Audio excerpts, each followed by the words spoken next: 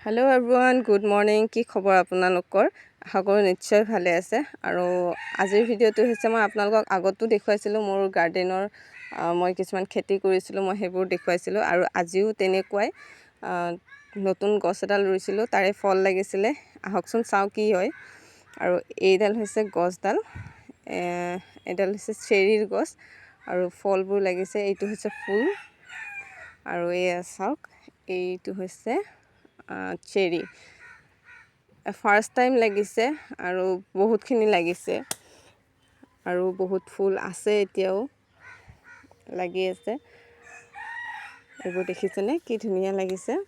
আৰু মই এইবোৰ চেৰিৰ গছ মই ফাৰ্ষ্ট টাইম দেখিছোঁ। আগত যিবোৰ চেৰি আমি কিনি খাওঁ, কিন্তু সেই চেৰিটো আৰু এই চেৰিটোৰ মাজত বহুত ডিফাৰেঞ্চ আছে।